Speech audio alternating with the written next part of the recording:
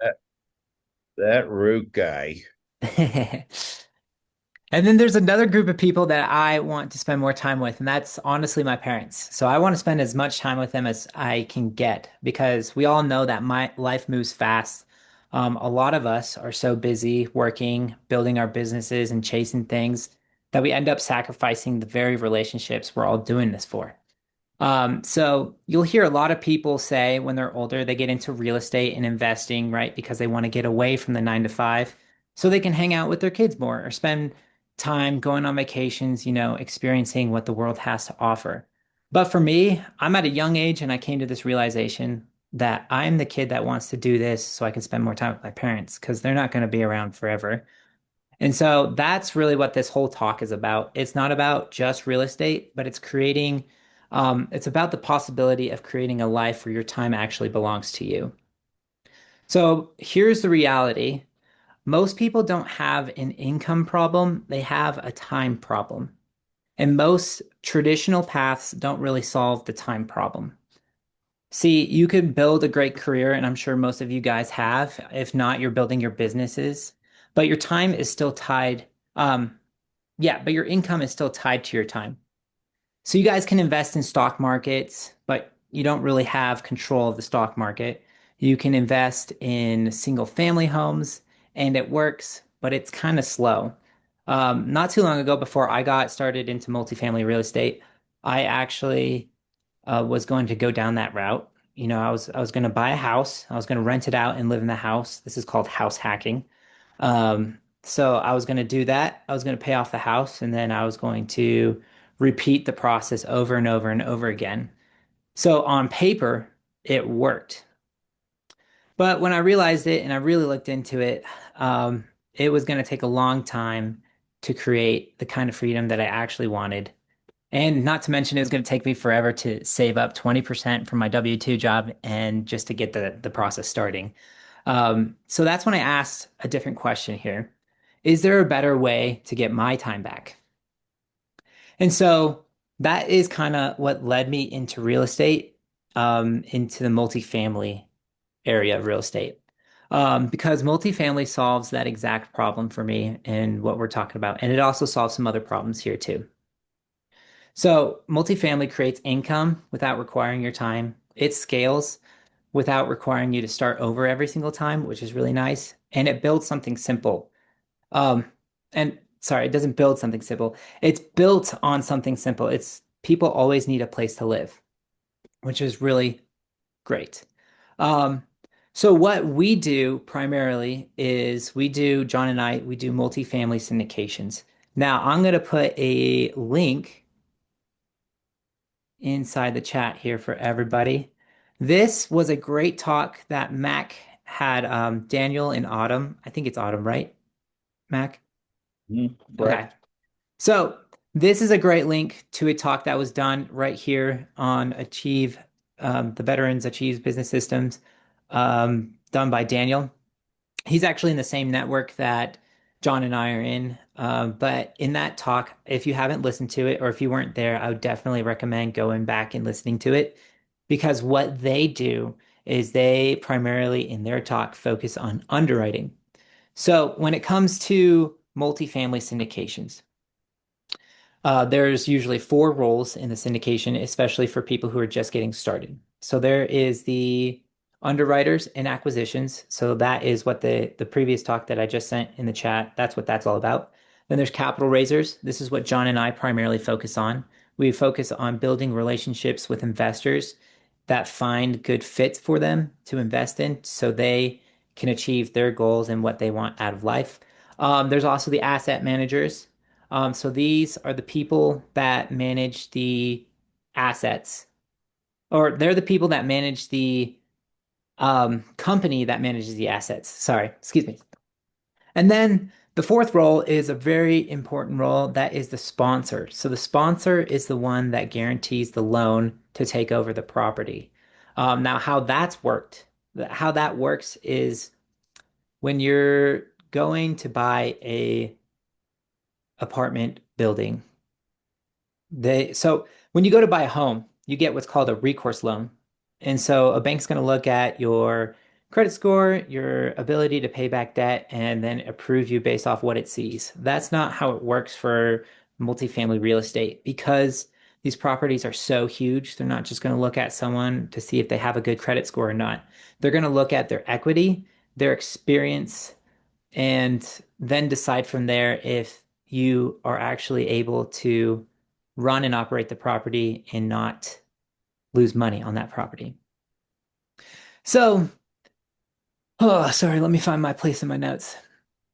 So that's what's really great because we look for properties that we can improve operations, increase revenue, and reduce expenses. Um, so what we do is instead of waiting and hoping, we're creating value in these properties. So it's called a value add. So usually, traditionally, and I'll tell you why we're a little bit different than other people in just a little bit. But usually people will find value add properties. So they'll have a buy box. And so a buy box is like your criteria to which you would go and buy a property and start that process. So we don't necessarily have a specific buy box for a specific company or like for a specific apartment complex. We more have we've developed with the team that we're working with. We're developing a buy box that's more geared towards a business plan because after lots of research and experience of what we've dealt with the past like few months of doing this, or the past almost year now of doing this, we found that the best deals are bank-owned deals, but I will come back to that in a little bit. Um, yeah, so each property is like its own business. So again, there's places to improve operations, increase revenue, and reduce expenses. So when you combine that with cash flow and tax advantages and scale it, you start building something that looks very different than traditional investing, which is the beauty of multifamily real estate investing. And most importantly, for our investors and for us, we can start creating options to spend more time with the people that we thought about earlier, right? But here's the truth. Not all multifamily is created equal. Not all multifamily investing is created equal. And so that's where we at Granite Capital Group, we come in. So everything we do is built on one mission, helping people get their time back by aligning investment opportunities that work best with them. Because at the end of the day, that is what this is really about. So we're at an early stage in our company. We've only been doing this for about a year now, but we've already taken action and we're actually closing on our first deal this week, which is a 322 unit apartment complex in Atlanta, Georgia. And so we are being very disciplined in how we do this. We're not trying to do every deal. We're only focused on doing the right deals with the right partners. Essentially, who's heard of like the term success is like one connection away, or about like it's who you know. So we've really taken that approach and we've been blessed with really great connections and a really great team to get these things moving. Um, because when you're working with the right people, it's not always about speed. It's about building something sustainable, something that allows people, not just like us, but as investors, to create a more to create more freedom in their lives. So now let me share with you like what this actually looks like for us. So we focus on bank-owned deals. Um, and what this actually looks like in the real world, because it's one thing to talk about strategy, but it's another thing to actually execute on that strategy. And so I'm just going to share a little bit about this 322 unit deal that we are doing and that we're finding or finalizing this week. So we didn't find this deal on Zillow and we didn't win it in a bidding war and we didn't overpay for it. We got access because of our relationships. And so more specifically, because of who we're partnered with. So our sponsor, one of our key members on our team, his name is Dee Patel, Dipin Patel, but he goes by D. And so I just want to spend a minute here just kind of sharing with this because this part matters a ton. Um, D isn't someone who started doing real estate last year. He's been in multifamily for 2 decades, and he's owned and operated and exited over 20 properties. He's taken down over 2,000 units in just the last few years alone.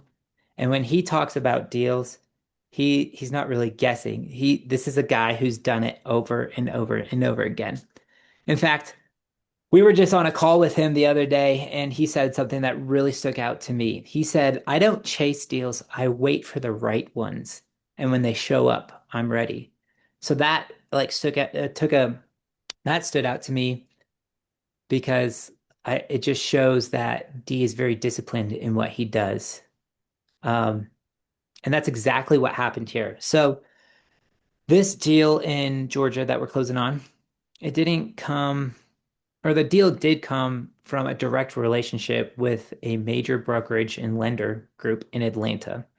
So there was a portfolio that was about $1 billion worth of real estate that was there was multiple properties in this portfolio. And they were all going back to the bank because what they did is they did bridge debt. They did a bridge loan so that has like a floating interest rates. So they ended up losing the property. But these deals weren't being they were being quietly handed to operators the bank actually trusted. So these banks aren't just going out and trying to get rid of them to anybody. They're actually going to people that they know in their network that they trust that can take these deals. And that's where D comes in because when we're dealing with bank-owned assets, they don't care about price really, and they don't care. They care more about who is taking over the property. Banks want to know, can this person actually operate it? Can this person stabilize it? And can this person protect the asset? That's what banks want to do. And D had already built that reputation. So instead of competing with like 50 buyers, he got direct access. And from there, because of that direct access, he cherry picked this deal out of multiple opportunities, which is how we got this 322 unit Midtown deal in Atlanta, Georgia, with strong occupancy. And here's where it gets really interesting. So this property just sold a few years ago for $85 million. But because of poor management and bad debt, the owners, again, they lost everything. And so that's where this opportunity that is really built on relationships, that's where we're stepping in and taking over the loan. And so we're actually able to acquire the deal for roughly 5 million down. Um, so let that sink in for a little bit. This is the same property, this is the same location, but because of the situation, completely different entry point. So we don't have to raise millions and millions and millions of dollars. We're actually acquiring this property that's already cash flowing, that's running, that's not really running well, but D is going to come in and manage the asset with the management team, and we're going to get this property performing at its peak. But that's what access looks like. So not everybody in the world of multifamily real estate has access like we do. And so that's why we think we have a great advantage here. John and I just went to a conference not too long ago in Arizona, and we were actually connecting with a ton of other people who were doing exactly what we're doing. And nobody in that room of like 500 people had a bank-owned deal, although bank-owned deals are considered like the goose egg, like the golden egg of real estate. So again, it's not about getting lucky. This is about the right rooms with the right people. So when the opportunities like this, we're actually ready to step into them and take over.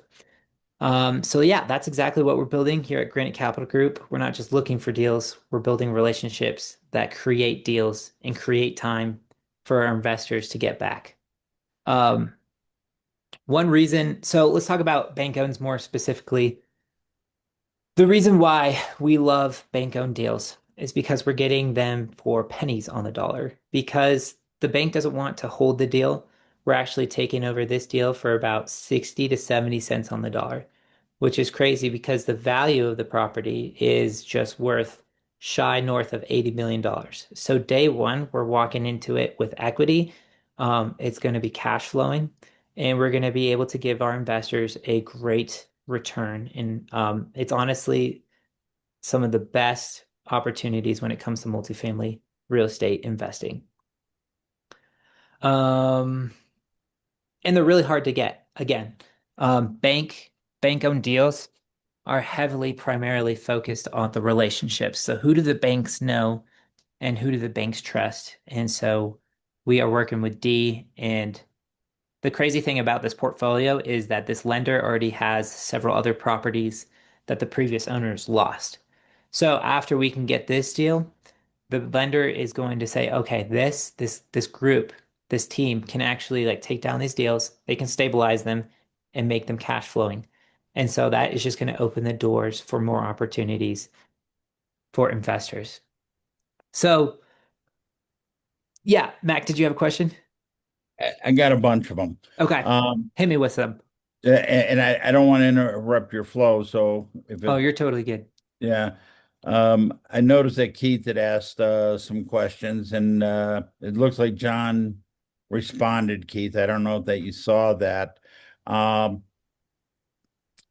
I think for so many people, you know, that are looking to get involved, they want to know what education do they need, Hmm. and that is, and John's question was, what's the minimum investment opportunity? What's the maximum? I don't know if there's ever a maximum, and that you work on. But how does somebody get started? I got $5. Is that worth your time? I got $50,000. Where is the starting point for the average person? And the other part is, what is the liquidity? If I, as an investor, give you 100 grand, Hmm. and that, what liquidity do I have? What I know is, with what you're talking about, where there's already equity in there, that at that point you can go in and apply for a different loan for more of the value, and take possession of that extra money in the form of a loan. And that, Hmm. whether it's improvements or paying investors, or, it does Granite do that? Is this short term, or if I'm giving you 100 grand, am I getting involved and there's nothing I can do for 7 to 9 years? I'll get the money. Maybe I get an interest payment once a year on whatever my percentage is, but is my initial funds tied up for a long period of time? Yeah, Keith, that's a great question. And Mac, that's also a really great question. So to answer Keith's question, it really depends on the property, and how the syndication is structured. So I forget off the top of my head, but there's a 506C and a 506B. Maybe John can help me with this one here.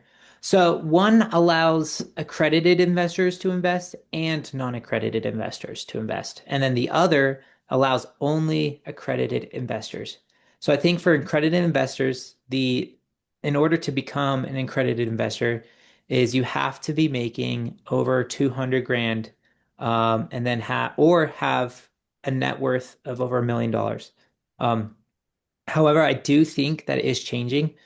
I will have to go find where I found this out, but you can actually take a test or an assessment, pretty much just like saying how you it's pretty much an assessment of like the knowledge of investing. Like, do you know what you're getting into? Do you know how this stuff works? If you make 200 grand or not. So you could take a test that could make you an accredited investor without having the net worth or the income of an accredited investor. So for deals, it's different.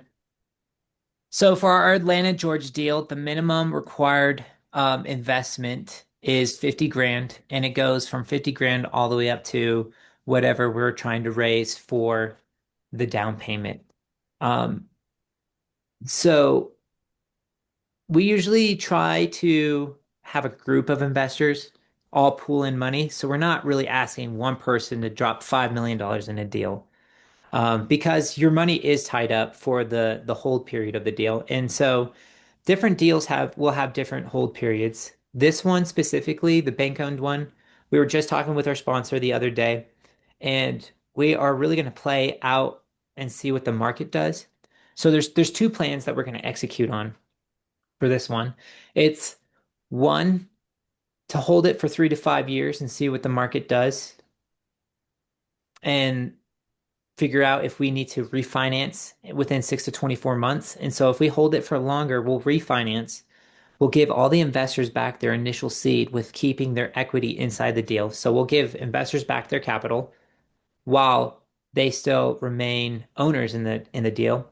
And the other one is, depending on how the market is doing, we might end up just selling and exiting in 2 to 3 years. But it all depends because, the things that are going on in the Middle East and politics really affect markets. So we're going to keep a close eye on everything and how everything is going. So Mac, did that kind of answer your question? So your money will be tied up in the hold period, but what we tell our investors.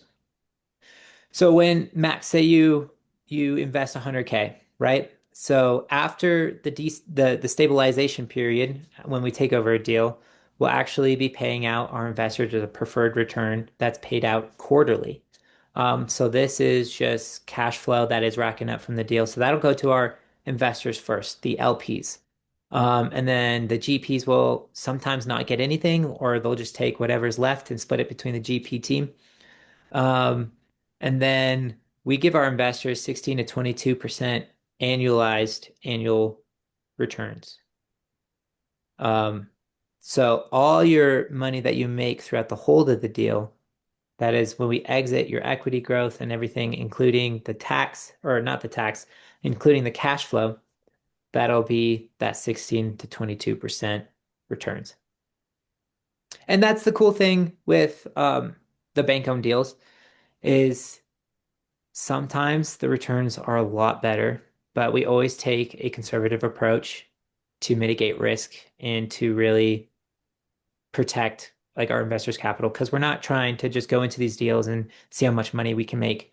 We're trying to we're trying to go in these deals with relationships that we've built to create opportunities for our investors and to really protect their capital and keep their money at hand first. So, Keith, did you have a follow-up?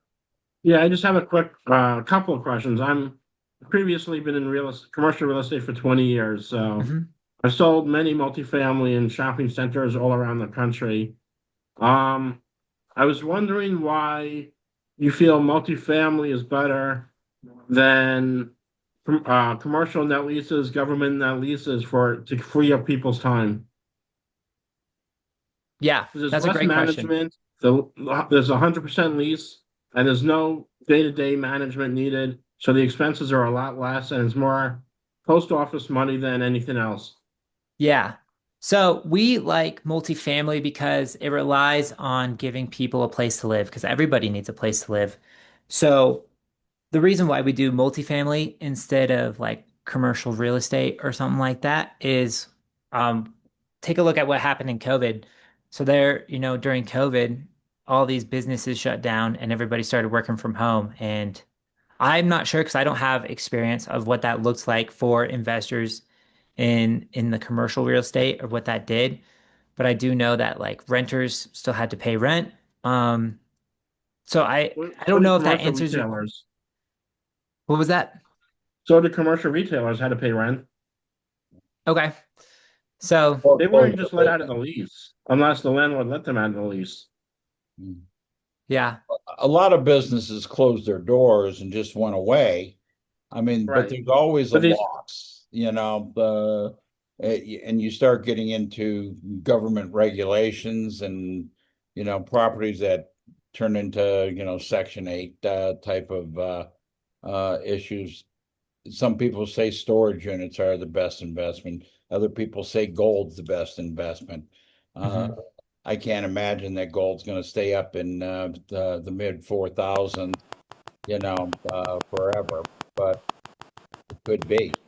But is it too late to get involved with a whole lot of gold if you weren't buying it at $135 an ounce 25 years ago? Hmm. John, did you have anything to add to that? Yeah, I'll chime in on that note. It's really a risk thing for the person owning the property. So take our property, for example, of 322 units, you're diversified between 322 doors. And so versus owning a strip mall and you've got 10 tenants, if one of them moves I out, was that's 10% considering of your more of a income. 100% net lease, long term net lease, the one tenant. 10 to 20-year lease with the government, post office, or whatever, agency, etc. Yeah, I don't know. I can get back to you on that question though. But you I don't have don't to have get back to me. I experience was with just the. considering. That's why I sold for 20 years. So I was just wondering, when Michael's like, it frees up people's time. Well, yeah, because you're getting paid every month and there's no responsibility. You're not worried about if the person loses a job or can't pay rent. You're always getting paid by a net lease. Yeah, that's a great point. I just personally haven't done a whole lot of work in the commercial real estate. I've just trying to pick the niche of multifamily, but I'm sure there's definitely trade-offs to both areas. Mhm. So, I mean, Keith, you're obviously gonna the you're gonna make me ROI go is do not some going to be as research. big. The cap rate, the upside is not going to be as big on a net lease as it is multifamily, but it's a Hmm. lot more management intensive as multifamily. Yeah, Yeah. that sounds awesome. I'm gonna have to look into it. Were Do there you any work with other? EB5 people or no? Could you say that one more time? Do you work with EB5 funding or no? No, at the moment, no. Do you know what that is? Mm-mm. It's more immigration type funding that buys properties to get American status, green Okay. cards. Well, and that's a whole nother world right now, Keith, with everything going on. I think, tied into a big part of this, um, is I know that there's a lot of noise, for lack of a better term, uh, guiding veterans into buying, multifamily. I know that if as a veteran, I can buy a fourplex if I'm going to live in one of the units. Hmm. Um, but well, people always say, well, you always have to live there. No, because a veteran can be transferred across the country next week. So there's ways of getting out of that. If you have two veterans, you can get 7 units. Uh, so there's, tied into the veteran mentality, what what advantages for the jacket wearers, the veterans and stuff, is there to get involved? Bless you, Jim. To get you involved in a cartel, for lack of a better word, that has 50 people in it, and all you really are is getting um, a part of something, but you're not controlling it. Is there any veteran benefits tied into multifamily living that either of you gentlemen are aware of? Um, Not that I'm aware of. However, I just took some notes. I'm gonna go do some research and see if I can find benefits for veterans specifically and why they would want to invest. That's a really great question, though. Well, and and we're hoping to reach many audiences. Hmm. The- what I like about you, Michael, and we were talking, I think it was yesterday, maybe the day before, Hmm. is and when I first met your brother, who's younger than you, I'd said it to him. There weren't a lot of 19-year-olds looking to get involved in business. For the old dogs in the room here, and Jim's probably the oldest dog I know. But for the older people, then that we've learned a lot of the lessons, and thank you, Jim. I thought my computer was blowing up. Uh, but think of the 38-year-old that has done 20 years in the Marine Corps, the Army, the Air Force, whatever. He has half a pension, which would Mhm. cover his normal living expenses, but he knows that if he lives to 85 or 90, it's not enough to live forever.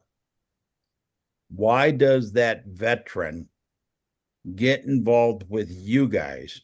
You both seem like Christians, and that doesn't mean that you're honest. It just means that we think that you are.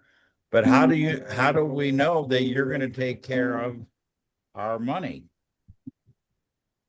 And Yeah, I that think when it comes down to it, it's really about us being a blessing to you.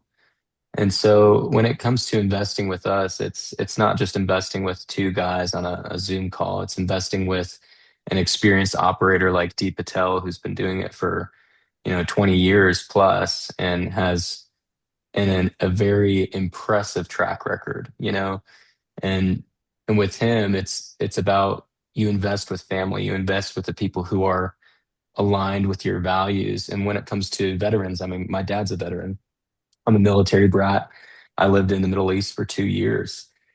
And the really intriguing thing I think about multifamily is in a deal like this where the risk is really small. Um, D, who's our sponsor, would say there is no risk, and that's not everybody's favorite answer. Um, it's not my favorite answer. Um, there's no risk until you lose everything. Uh, yeah. Well, as I was saying, like he's been doing this 20 plus years, and the thing that is so attractive is he has never lost investor capital, and he's been through all of the market cycles. And that's why we don't really have a buy box. We don't have a maximum purchase price or a minimum purchase price. We have a business plan. And it's really about the bank owned strategy walking into equity to preserve and protect investor capital. And so when you have, people who are in the military and they get their little stipend and every month, um, the beautiful thing here is in the next 5 to 10 years, you can really grow that seed money. And I mean, one of my goals is to get $3.6 million into multifamily so that I'm making 300 to $400,000 a year on non-taxable passive income. And so I think the opportunity with multifamily because of cost segregation and the forced appreciation we can do with a value add and bank owned deal here, it's really beautiful. And so, uh, excuse me being naive. How is it non-taxable if you're making an income uh, yeah, so I tied into mean, capital I gains? would say Or it's more of a tax advantage, and you might not get 100% of that non-taxable, yeah. the 7% or 8% preferred return, Yeah, I just depending want on to the deal. clarify this for all the people that are not, here today and they're Hmm. watching this because as we know, the government's always going to take something. And Yep. uh You pay and more on the sale than you do yearly. yeah, and I think Keith talked, about your thing. You're obviously more in tune to the commercial space. But it's like, do I open a business as a general contractor, or do I open a camera store? I have employees on both. I have to buy materials to keep in the store. Doesn't mean I'm going to sell it, but I get a contracting job and I'm working on a $1 million loan deal with a contractor right now because he's not going to get paid for 60 to 90 days. He has to buy starting materials, and that's just the first quarter of the deal. He has to buy materials, he has to pay his employees, he has to do his quarterly taxes before he gets his first check, which is actually only a part of the entire deal. So every business is different in that, and it's having guidance. And quite honestly, I'm impressed with what the two of you, Michael and John, are saying, because you don't seem flabbergasted by the questions. You answer them directly. Michael, you coming back and saying, I don't know the answer to that off the top of my head. Mhm. I'm going to do research. That is, in my mind, a sign of a professional. We don't have to know everything. We just need to know where to get the answer, and we do get the answer and follow up. So, guys, we're at the end of our time. Are there any last minute questions? I'd like to invite everybody to go to veteransachieve.businesssystems.com. This recording will be up in the next few days. We use the same name for the YouTube channel. We have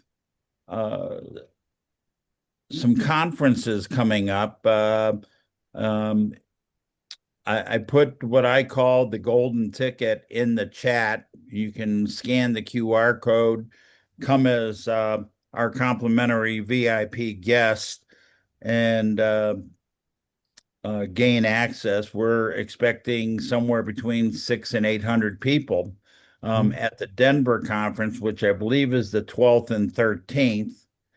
And then in August 21st, Jim, I believe is that you're doing Casper.